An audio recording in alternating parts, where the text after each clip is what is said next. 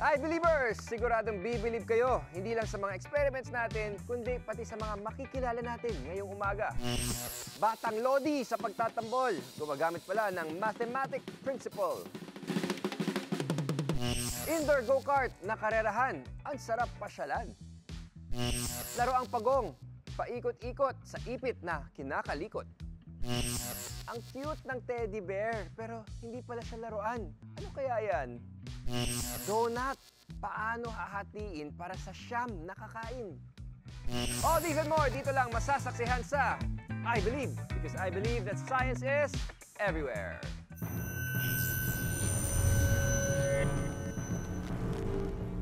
Good morning, I Believers! Yay! Good morning! Good morning, guys! Good morning, Ate Sharon. Kuya Rodfin.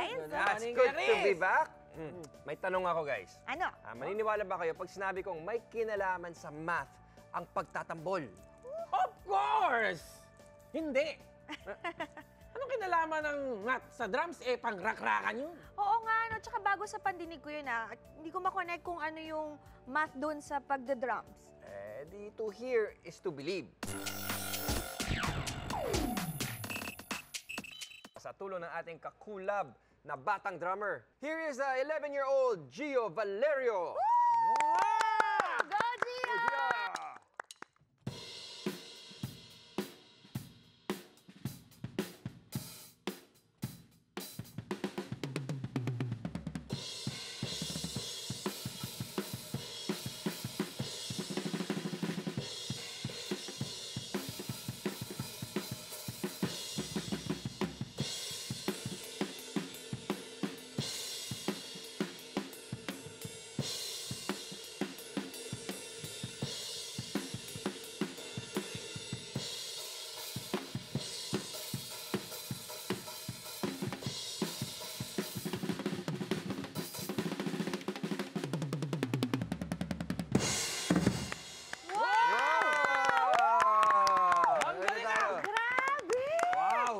Welcome to I Believe, Gio. Ay, Kuya Chris. Ay, Kuya Ay. Hello, baby! Uy, curious ako. Ilang taon ka nagsimulang matuto mag-drums? Nagsimula po matuto ng drums is 2 years old po. 2 years old. 2 years old! Paano nangyari yun? Siguro yung mga laruan yun. Ito, may nagturo ba sa'yo? Una po, nanonood lang po ako ng mga YouTube videos. Then, gusto ko na pong pumahal sa mga lata ng gatas, sa mga Saan ba? batsa, timba, tas takay po ng kaldero po. Tas nung 4 years old po ako, in-enroll po ako ni Mami sa isang drum lesson. Tas sumasali na po ako sa mga contest. Meron din po nag-guide sa akin na coach ko, galing po sa drum lesson. So, gaano ka kadalas mag-practice? Tsaka ilang oras kada session? So, minsan po, ang practice ko po kada song, 30 minutes po, minsan din po 1 hour. Gio, kaya mo ba akong turuan mag-drums? Oo nga, no? Try mo, go, Paano go. ba? Actually, si Chris ay inggit din. Basic na Gusto nga eh. Paano Una ba? niyo lang po gagawin, apakan niyo muna po yung part na to. Yan. Sarang i-ganyan na po. Yan. Matuto, rakis Ang na ako. gagawin niyo lang po, bilang po kayo ng 1, 2, 3, 4 na mabagal lang po dito. 1, 2, 3, 4.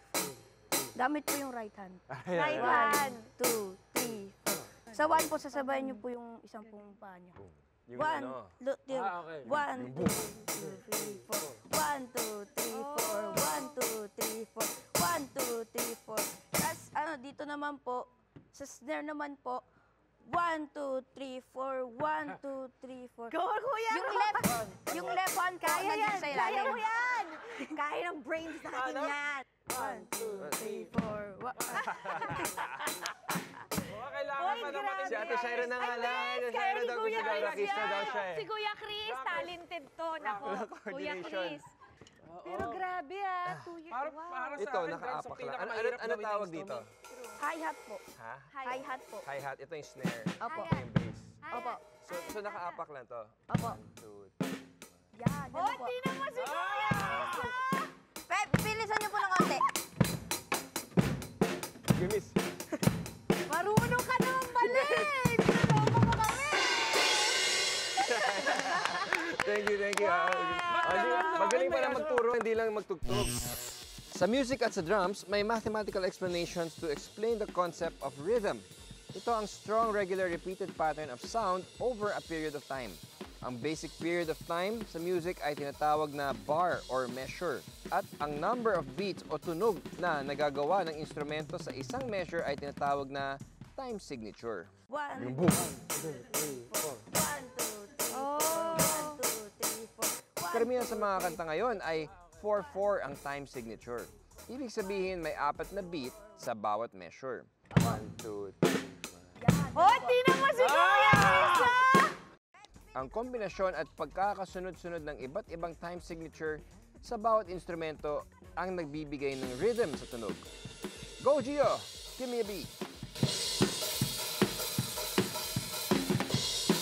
Madaling sabayan at masarap pakinggan, kaya nagiging music to our ears. Imagine, pati pala sa pagtatambol, may mathematical principle. I believe. I believers! Oras na naman para mag-mental exercise. Ito ang Brain Bender!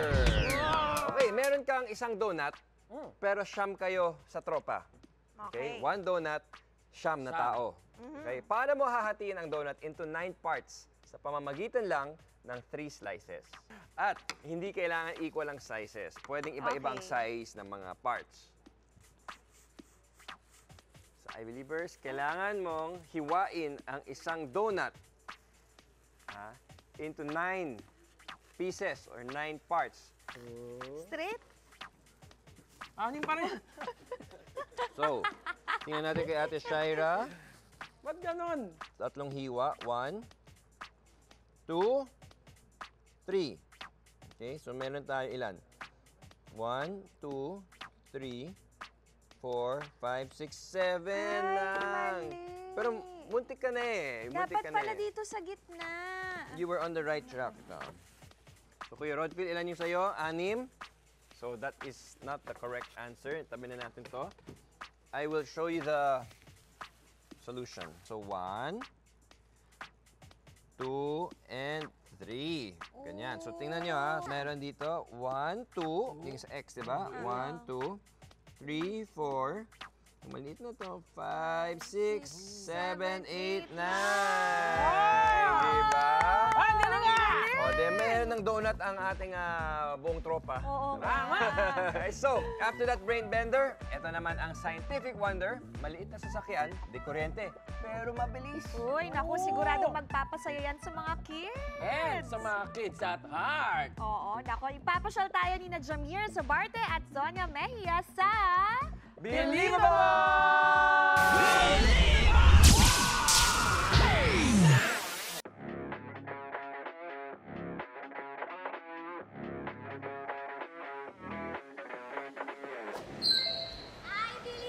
Kuya Chris, nandito kami ngayon sa Taytay Rizal sa bagong-bagong venue for Thrill Seekers. Yes! At dito natin gagawin ang Believable Challenge. Let's go! Wait lang. Curious na ako malaman, ano kaya ang meron? Naku mga iBelievers, wala na akong ibang masabi. Ang astig dito. Grabe nga, talaga nga naman. Ang saya-saya dito. At kasama din natin syempre si Sir G.M. Bugayong, ang CEO and founder ng Drift Motor Speedway. Hi, sir! Hello. Welcome po sa I Believe. Thank you. Hi, Chris, and sa mga iBelievers, hello, welcome as well. Yung indoor go-kart namin is really open for everyone. If your kid is as young as 3 years old, pwede na siya mag-drive dito. Adults who weigh not more than 110 kilos. So, kami na bahala para turuan kayo kung paano i-drive yung aming go-karts. We have a debriefing session to explain as well kung how well are you doing while you're driving our go-kart. So, kahit sino pwede pumunta. Yung go-karts natin, guys, is not an ordinary go-kart. We're using electric go-karts. So, it has different speed levels. Kaya sobrang safe for the kids and adults. We have 4 speed levels. So, yung sa mga 3 years old, yung sa mga baguhan, pwede namin silang ilagay sa level 1 and level 2. And then for adults naman, we have level 2, level 3 na pwede po nilang experience yung go-kart natin. Unang-una yung go-karts natin may mga seat belts, and then we also give you helmets. And so lahat po ito we provide to you. So you don't have to worry about bringing anything when you go here. At ito na nga, Kuya Chris. Tinuro na sa amin yung iba't ibang parts ng go-kart. Oo nga, saka alam mo ba, Kuya Chris, na ang record holder ng fastest speed dito ay na-achieve ng isang batang 11 years old lang. 11 years old lang? Naku. Naikot niya tong buong track na to ng 19.35 seconds only. Siya, si Yuan Gavin Bugayong. Galing, no? Grabe. Alam nyo, talagang nakakamangha yung bata. Alam nyo, nakaka-inspired. Pero kaya ba nating habulin yan, Sonia? Kayang-kaya, no? Ako pa ba? Tayo pa ba? G pa ba, G? Competitive tayo, di ba? G tayo, G! G! Ito na ang ating mga believable go-karters, sina Jamir at Zonia.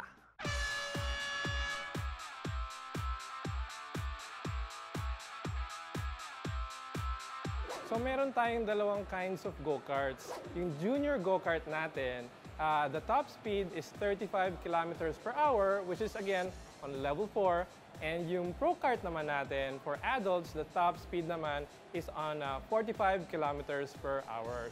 So ang goal natin is to really have a world-class indoor go-kart park. Karting ang tawag sa klase ng karera gamit ang go-kart. Isang maliit na sasakyan na may 4 na gulong. Naimbento ito ni Art Ingalls sa Los Angeles noong 1956. Noong sumunod na taon, naganap ang unang official organized race sa parking lot ng Rose Bowl Stadium sa California din. Noong una, ang gamit nilang makina ay galing sa lawnmower. Di nagtagal, nauso na rin ang indoor karting. I believe. Kuya Chris, eto na nga malalaman natin ang aming official time. Naku, mabibit kaya natin yung fastest record ni Yuan na 19 seconds. Tingnan natin. Okay, ako muna. Ang aking time ay 30 seconds, .528. Oh, hindi na masama. Pwede na. Beginner. Ikaw. At sa akin naman po ay 27.277 seconds. Wow naman, yumuyuan. Grabe, ang saya ng experience na to. Thank you po, Sir GM ng Drift Motor Speedway. Thank you po. Kita yun mga i-believers, marami pa tayong paandar experiments. Abangan lang yan dito sa... I believe! Ready, set, go! Wait. Teka, ano nangyayari? Kuya Chris naman nabitin tuloy yung karera namin. Mag-racing kami. Paunahan. Oh, sayang! Siguradong akong panalo dyan kasi para akong rabbit sa bilis tumakbo. At hindi yung pagong na mabagal. Hoy, grabe ka naman sa mga pagong. Mabagal lang naman sila kapag nasa land sila, pero kapag nasa tubig sila, mabilis din sila, no? Oo, may Ganun kabilisan ako. din sila. Oo nga. Speaking of pagong, gusto niyo bang gumawa ng sarili nating pagong na parang si swimming? Uy! Oh, yung medyo Sige, mabilis-bilis Kuya ng konti. Chris. Ito lang mga kailangan. Itong mga egg tray. Clothespin, alambre, clay, at itong eggshell. Okay? So, ito, may lang tayo. Konting design para sa mata ng pagong. Uy, cute! So, first, itong alambre, hinugis na natin para pwede natin siya ipasok dito sa ating clothespin. Parang ganito. Oh. Itong eggshell, pupunuin natin yung ilalim with clay. Okay? Ito, para medyo may kabigatan siya.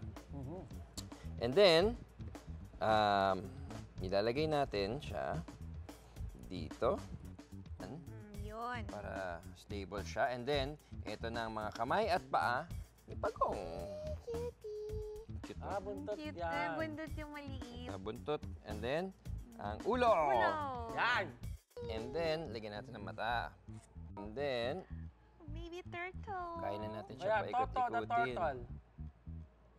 Ayun na, Parang nagsiswimming siya, ayun. lagyan Para natin siyang siya. nagsiswimming. O, yan. Palapit Ganyan, mag-meet sila. Tapos yung Let's Valentine's go. Day. Nag-snorkel lang yan. Naghahanap sila ng isda at seagrass pala, seagrass.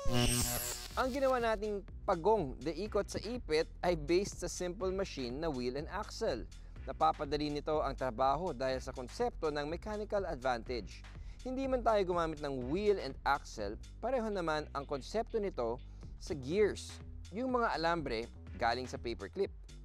Ang gear o cogwheel o gulong na may ngipin ay tipo ng simple machine na kayang makontrol ang lakas at direksyon ng puwersa. Sa experiment natin, kahit wala silang mga gulong na may ngipin, nagsilbing gears ang mga alambre ng paper clips. Dahil sa posisyon at pagkakatabi-tabi nila, pag-ikot ng alambre na nagsilbing crank, napagalaw naman yung alambreng nakakabit sa pagong. So, ang pagong de ikot sa ipit ay simple machine na hindi pala ganun kasimple, kundi nakakabilib. I believe! Ay, believers! Uy, tingnan nyo tong teddy bears ko. Ang cute, diba? Pero, may napapansin ba kayo? Actually, itong mga teddy bears ko na to ay ginawa ko lang gamit ang face towels. O, diba? Like nyo ba? Don't worry, guys. I got you. Tuturuan ko kayo kung paano gumawa nito ngayon dito sa Life Hack ko. At ito lang mga kailangan natin. Siyempre, face towel. Meron tayong mga rubber bands dito, elastiko. Meron tayong ribbons. At gunting. At simpleng-simple lang. So, kung ganito yung face towel ninyo, pwede nyo siyang i-fold na parang mag-form ng parang square lang. Pagkatapos, i-roll nyo lang tong mga gilid.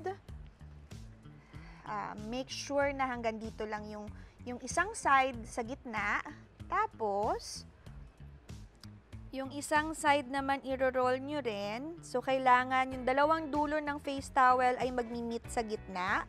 Katulad niyan.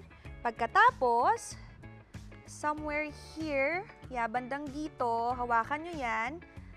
Tapos, iti-twist nyo lang ng isa. Paganyan. Pagkatapos, habang nakaganyan siya, naka-twist, ibubuka mo ngayon ito. Tapos, ito na yung magsisilbing ulo niya. So, ngayon, gamit yung bands natin. So, nakita nyo, ito yung paa niya, ito yung kamay, katawan, tapos ito yung tenga. Tapos, para dito sa tenga, para mas define siya, lagyan din natin ng rubber bands.